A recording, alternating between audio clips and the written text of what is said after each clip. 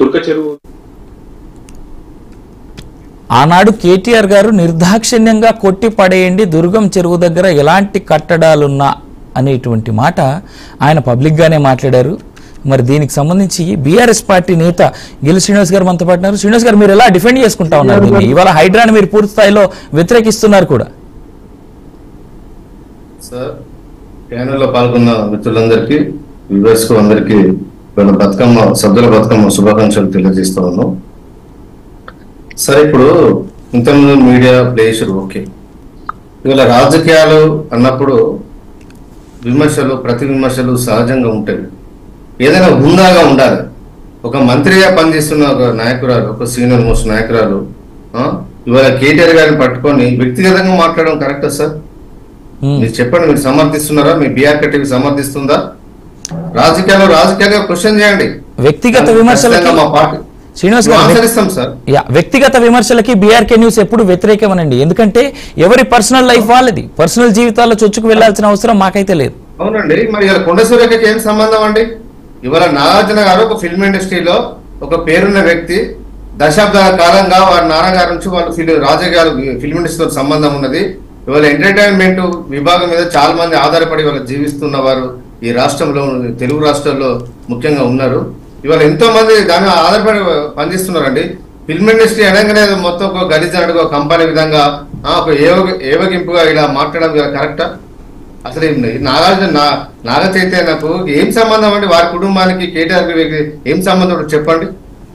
ఒక అడ్మినిస్ట్రేటర్, కేటీఆర్ గారు ఒక అడ్మినిస్ట్రేటర్ అన్నప్పుడు ఎన్నో సంబంధాలు ఉంటాయండి. అంతే తప్ప దాన్ని వ్యక్తిగతంగా తీసుకొని వీళ్ళ వాళ్ళని విడిపోయారు, వీళ్ళ మహిళలు రాజకీయాలు ఫిల్మ్ ఇండస్ట్రీలో పనిచేయాలంటేనే భయపడుతున్నారు, మాట్లాడడం తప్ప కాదా? దీన్ని కాంగ్రెస్ పార్టీ సమర్థిస్తుందా? మనం వెళ్దాం శ్రీనివాస్ గారు. దానికంటే ముందు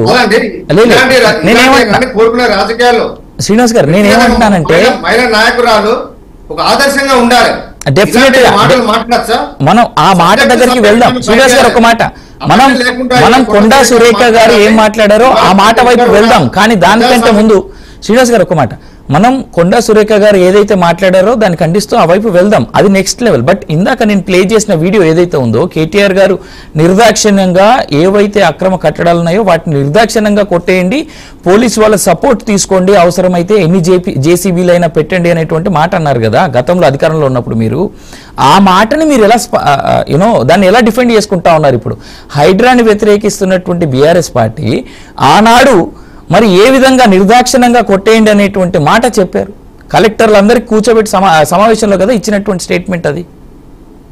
సార్, స్టార్టింగ్ టైంలో ఎందుకంటే హైదరాబాద్ హైడ్రాన్ కాదు, మూసిని ప్రక్షాళన చేయాలి.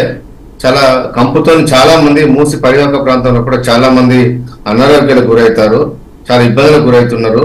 వాళ్ళ సరైన జీవన ప్రమాణం లేక చాలా ఇబ్బంది పడుతున్నారు. దాని విషయంలో కూడా ఒక నివేదిక తీసుకున్నాం. ఎన్ని ఇండ్లు అనే ఏం డేటా తీసుకోకముందు కొంత అక్కడక్కడ చిన్న చిన్న ప్యాకేజీలు ఉంటే వాళ్ళ మీద కొంత వాళ్ళని ఒప్పించి మాట్లాడి పక్కకు తీసుకెళ్లనే విధంగా ఆనాడు మా ప్రభుత్వంలో మొదటి దఫలో కొంత ఒక ఆలోచన చేయడం జరిగింది.